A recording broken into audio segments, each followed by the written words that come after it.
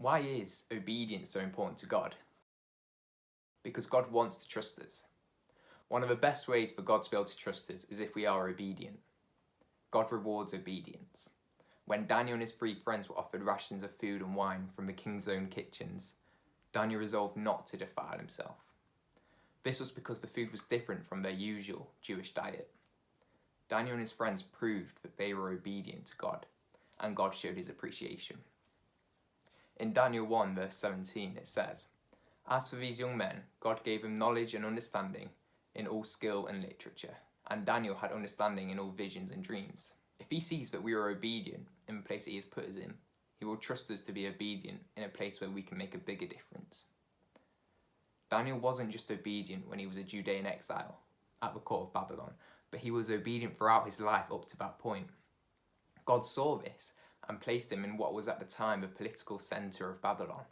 He was taken from his normal way of life into this strange new land where people follow different religions, different rules, different traditions. However, Daniel didn't compromise. He remained obedient and faithful for God, for he knew God had a plan. God saw Daniel's obedience and faith and placed him somewhere where he can make a bigger difference. Imagine you've just been kidnapped by the Americans and then placed in the White House, where the president of the time decides then to listen to you and take your advice, quite often as well, not just as a one-off. That's essentially what happened to Daniel. Daniel was taken from his normal way of life and moved into the White House, or at that time it was Babylon, the political centre, and he was taken as royalty listened to him and he listened to his advice because they thought he was wise. And he was, because he listened to God. He heard what God had to say about him and about all the different people in Babylon and actually what could make a difference. And Daniel did make a difference because of that, because he listened to God. Daniel didn't change his belief. He remained obedient even during that strange time. God doesn't just want us to be obedient when it suits us or when we feel like it.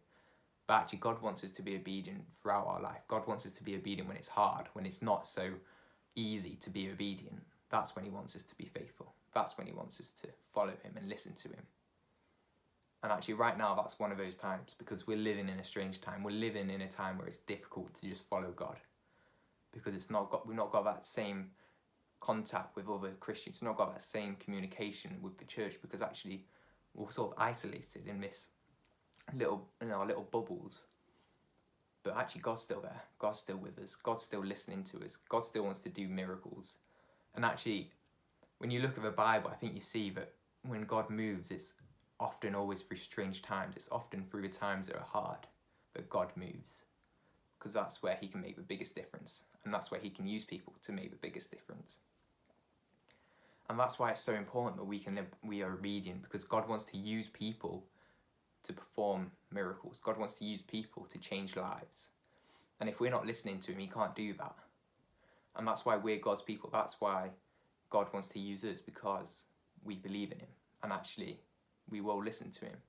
And yeah, okay, we'll have slip-ups. All the characters in the Bible that follow Jesus had slip-ups. Even the main ones like Moses, Daniel, all these different characters, they all slipped up at different points. But that's part of being human. But they still listened to God. And they did awesome things. They did some crazy things that to us just seem like we'd never be able to do. But actually, with God, it's all possible. And that's what's so exciting. Since the start of COVID, I found myself getting quite excited about the idea of going to uni and doing all these cool things and actually being able to listen to God, and actually I could make a real difference at uni. I was thinking, all these different people I'm going to meet, all these lives I might be able to change with God's help, and actually even the new church I might be going to, I can make a difference there. But it just occurred to me, actually, God doesn't care about that. More recently, I've been thinking, God doesn't really care what I'm going to do in the future right now, because he cares about what I'm doing now. He doesn't think, oh, that was excellent, Josh, what you did in the past, because he cares what you're doing now. What can I do right now to make a difference? That's what God's thinking about. God's always speaking to us. God's always listening to us. So actually, there's always something we can do, even in the present.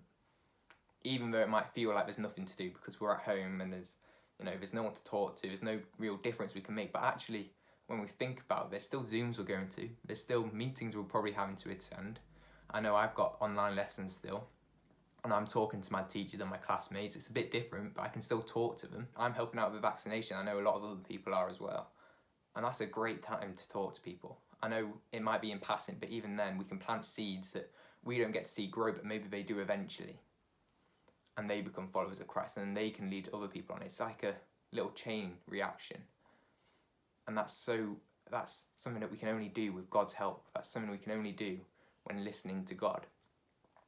And that's why, actually, even during a time like this where it feels like it's not important, it's actually more important, because this is where people need to hear God and actually have to have some hope. And God is that. God is hope. So if we know we have something that we can offer, we have to try. And the way to do that is by following God, having obedience and listening to him. So I'll just leave you with this. How can I make a difference now? And actually, what does God want me to do? Thanks for listening. Hi, I'm Hannah and I go to Bury Christian Fellowship, and today we're going to look at Daniel chapter 6 and talk about obedience and what it means to be obedient in our everyday lives. So Darius was a king of a place called Babylon, which is really fun to say, and he appointed over 100 governors and administrators, and then he appointed 3 people to be in charge of all those people. Daniel was really smart and he was really good at his job.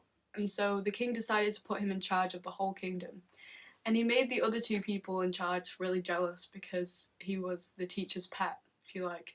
Daniel's faithfulness had an impression on the king and people around him just by being obedient to God and to his job and doing it really well. The other leaders saw Daniel and they were really jealous of him. Your obedience and the person you are, the way you shine your light in the community and stand out, can cause people to be jealous of you, because they see that and they want what you have. So these guys, they plotted to get rid of Daniel. They tried to look for ways to get rid of him, but they found it really difficult because he was so trustworthy. There were no scandals to use against him, so they knew the only way to get back at him was going to have to be a religious thing. So the other 2 guys and some governors plotted together about what they could do, and they spoke to the king and made him make a law that no one should be allowed to pray for 30 days, and if they do, then they have to be thrown into a lion's den. The king agreed to make this law, and then Daniel finds out about it, but what I love about what he does next is it shows his obedience to God. That is that the first thing Daniel did when he found out there was a law saying you could not pray. Daniel prayed in his room, but with his windows wide open. I think this just shows how important God was to Daniel.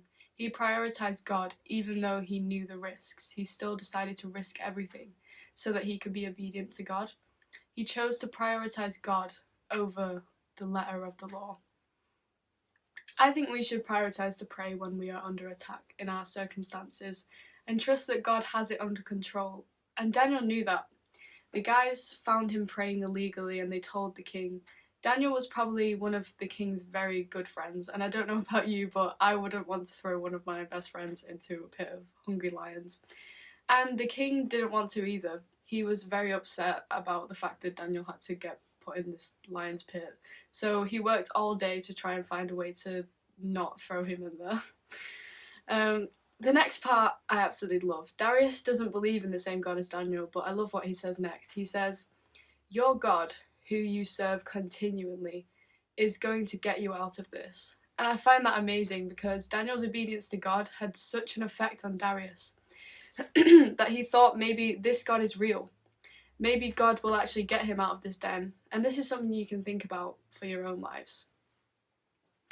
When you are being yourself, doing what God says, being obedient to what he tells you to do, spreading love and being truthful and trustworthy, just like Daniel. Yes, there are people who are not going to like you, who are going to be jealous of you. There are people who will try and throw you into a lion's den, only metaphorically, I hope. But there will also be people, even if it's just one person, who will see that type of person you are, notice that you're a Christian, and be like, you know what? They have this amazing joy and trust and hope, and I want that. And they might not ever say that to your face, but God will use your obedience to him to witness to others in powerful ways. Darius says that Daniel served God continually. And that means always, not just when we feel like it. Daniel tried to be obedient always, even when it was illegal in the letter of the law. What was really important was that he tried to be obedient in private and in public, in all circumstances. So the king doesn't sleep all night, he can't sleep, he's wondering about whether Daniel is alive or if he's been eaten, and he hurries to the pit really early in the morning and he's like, "Yo man, you still alive?" And Daniel basically replies and is like, "Yeah man, still alive, God saved me, woo!" So Daniel was alive because he was obedient to God, even when people plotted against him. And there might be situations in our lives, metaphorically, where we want to feel comfortable rather than risking the lion's den. Because it's much nicer up here, there's no danger of being eaten. Being obedient to God doesn't mean we will always be comfortable, and at times we might feel like we are in a lion's den. But if this is something God has asked you to do, then he will protect you and guide you and fill you with peace, and he won't let the lions touch you, even if you feel surrounded. Then Darius is really happy that Daniel is alive and he hasn't been eaten for breakfast by these lions. So he's like, "Yeah man, woo!" And he basically starts praising God, which is amazing. I think that would be so cool if one of my friends saw that I was being obedient to God and then decided to become a Christian. In conclusion, Daniel was continually obedient to God, and because of that it shone through and had an effect on people around him, because they noticed that in him, and some people were jealous, and Darius wanted to know more about God. I challenge you to be obedient to God continually, not just when you feel like it, even if that means stepping out of your comfort zone. You aren't alone in the lion's den.